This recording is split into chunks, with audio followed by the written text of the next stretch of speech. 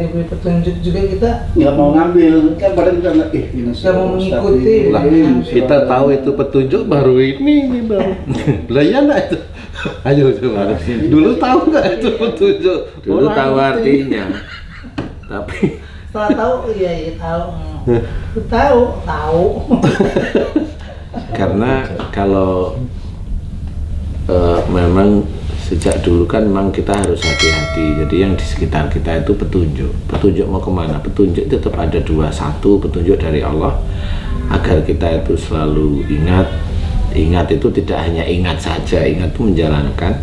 Yang kedua itu petunjuk dari setan, selalu akan menolak, ya, menolak petunjuk yang benar itu tadi. Sama seperti mamanya dalam suatu kajian yang baik, kadang ada orang yang hanya melihat ustadznya aja, dia tidak melihat isinya. Nah ini bahaya di otaknya, seperti itu bahaya. Padahal semua ustadz itu beliau tetap melakukan, semua ustadz, maksudnya kebanyakan ustadz ya, melakukan dakwah itu semampunya, setahunya, dan niatnya biasanya karena Allah biasanya. Tapi kan tetap ada kekurangan-kekurangan termasuk saya. Nah orang itu tidak melihat kekurangan secara harfiahnya, tapi dia tidak sukanya. Dia tidak melihat ilmunya, tapi dia tidak sukanya aja. Nah itu kan nafsu. Kalau dia hanya yang dimunculkan tidak suka, berarti itu sudah dari setannya. Kalau dia lihat dari ilmu, bahkan dia pernah salah ini. Salah itu manusiawi. Nah, pada titik dia itu meninggalkan taklim, padahal kajiannya bagus, dia tidak ada urusan lebih penting. Nah itu petunjuk sebenarnya. Padahal siapa tahu memang di situ ditunggu aja sampai selesai.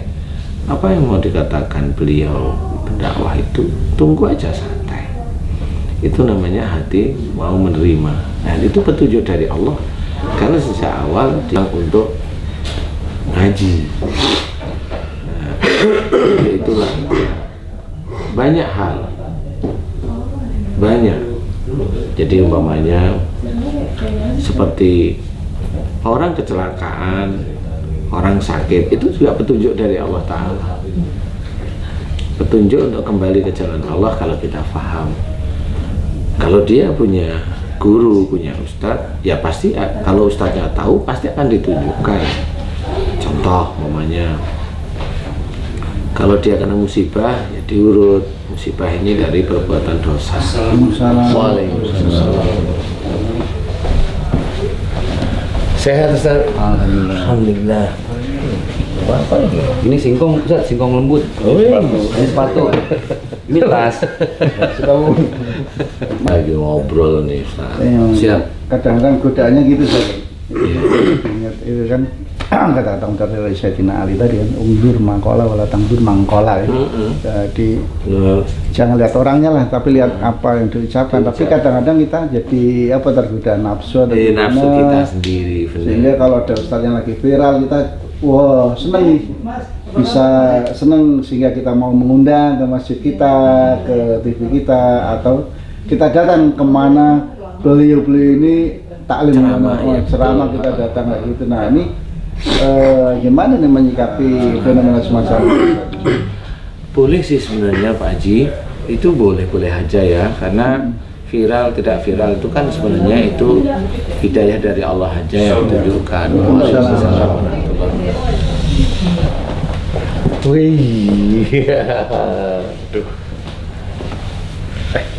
Jadi itu boleh-boleh aja, karena viral itu tetap hidayah dari Allah Ta'ala, sehingga orang itu kemana aja dicari, boleh saja sih Pak Haji kalau menurut saya. Cuma tetap harus jangan ada nafsu di situ. Namanya belajar kan boleh ya, boleh. Cuma jangan ada nafsu, sehingga nanti kalau ada nafsu kan bisa membutakan akhirnya, membutakan Padahal pelajaran demi pelajaran kan tetap menyaring aja. Kalaupun beliau ada kekurangan atau kesalahan biasa, kalau menurut saya nggak apa-apa, itu manusiawi. Ya, itu manusiawi. Nggak ada orang yang nggak salah. Nah, makanya kalau saya yang penting jangan nafsunya di sini, sehingga itu mengalahkan akidah kita sendiri. Itu ada efek ke penyakit nggak kira-kira Bu? keras, kaku, ya itu nanti larinya ke kolesterol. Karena kaku, saya kalau nggak itu enggak lah, itu kan kaku namanya. Kolesterol itu yang ringan, yang dia kekeh, ya jadi asam urat nanti. Jadi makanya harus, nah siapa yang ngasih pelajaran, dengerin aja, nggak apa-apa, semuanya baik kok. Jadi petunjuk itu memang sangat banyak sekali. Petunjuk kita dengan orang-orang dekat yang baik-baik ini juga petunjuk.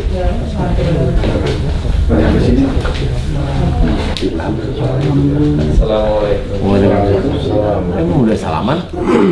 Baru datang. Wih, Jadi petunjuk nggak harus benar ya? enggak, iya betul. Petunjuk yang salah.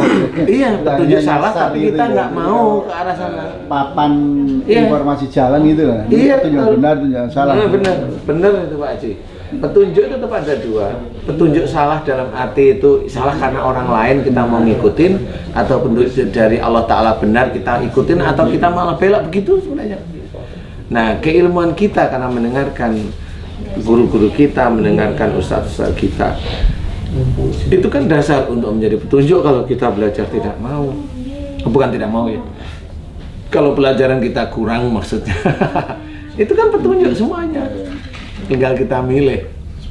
Kalau petunjuk maunya itu mainin perempuan gitu, nah ini kan sama petunjuk juga, tapi tinggal milih yang itu apa nggak mau. Jadi memang petunjuk itu bisa yang tidak baik, tapi petunjuk ini petunjuk, hanya petunjuk itu seperti yang kita hadapi. Ini petunjuk nih, mau kemana nih gitu.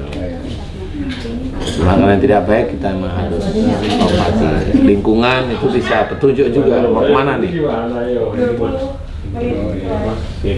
Sama seperti itu. Nah, mudah-mudahan itu bisa menjadi gambaran, karena kita setiap hari kan senantiasa memohon kepada Allah Ta'ala diberi jalan yang benar, tetapi kadang sudah diberikan kita menolak karena nggak ngerti, otak kita nggak sampai Pak Haji. Atau sebaliknya ya, jadi petunjuk yang salah kita anggap benar. Nah, itu lebih parah lagi itu ya, nafsu. karena itu nafsu ya. Bener Parah lagi. itu parah itu. Makanya kalau memang hadis itu kan betul itu ya, bergaul dengan orang soleh itu memang nggak salah. Sudah jelas agar kita senantiasa tetap. Berarti untuk mengetahui petunjuk itu benar, kita harus tahu dalil-dalil dalam Quran. Iya, tahu dalil, kemudian juga belajar dari para ustaz. Nah, itu baru nanti kemampuan kita mengetahui yang lebih banyak.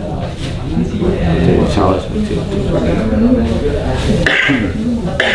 Jadi harus kita pelajari benar, bahwa sebenarnya setiap hari itu petunjuk Allah, setiap hari, setiap saat.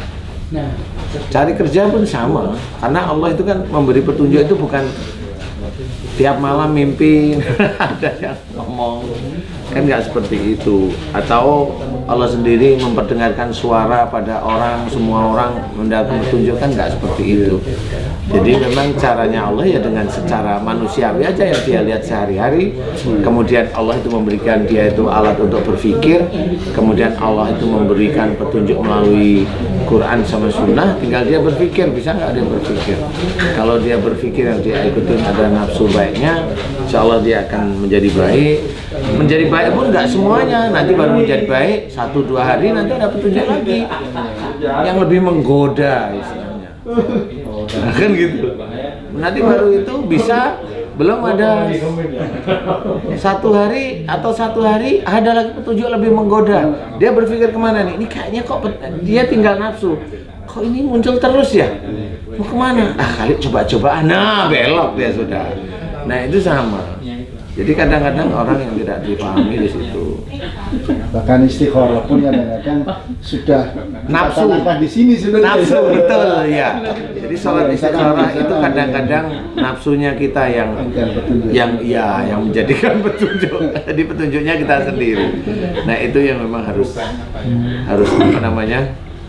Harus diketahui. Makanya kalau sholat istikharah itu kalau lihat orang sholatnya, ibadahnya dilihat itu paling saya cuma cobalah kamu mohon pada Allah Ta'ala agar dimudahkan semuanya, khusus yang masalah apa, masalah jodoh, kamu doa mohon dimudahkan karena itu nanti akan lebih. Tapi kalau istikharah kadang-kadang masih ada nafsu.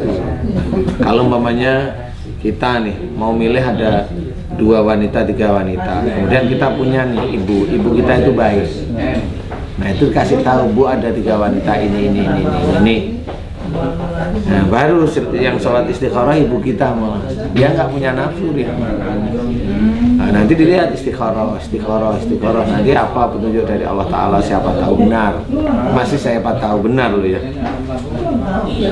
Karena kebanyakan istikharah nafsu. Saya dulu pernah punya Pak Haji, pernah punya teman bahwa dia ustaz, dia belum punya jodoh, dia sholat istikharah.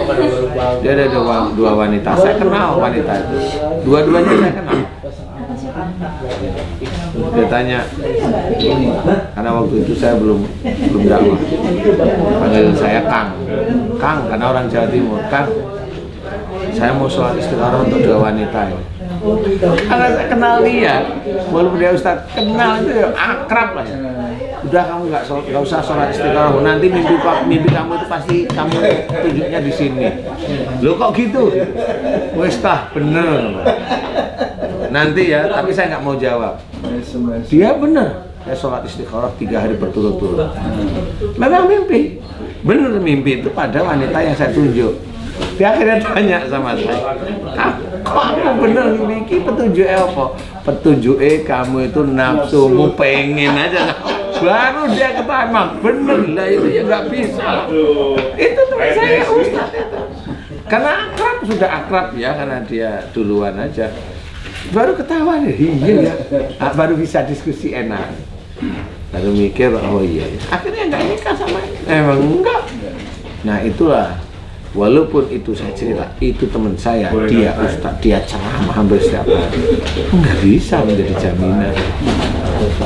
Gitu. Makanya mohon dimudahkan karena ada nafsu. Ya kalau saya mau udah nih pasti kamu nanti mimpinya ini. Loh kok bisa? Nanti, pokoknya nanti saya nggak mau jawab sekarang. Benar? Nah, di bawah sadar. Lah kenapa? Akhirnya dalam diskusi, lah ini kan cantik ya, gimana pun juga kamu akan cari yang cantik. Ya namanya orang. Wah ketawa berdua karena memang sama teman. Sampai sekarang pun beliau masih jadi ustaz.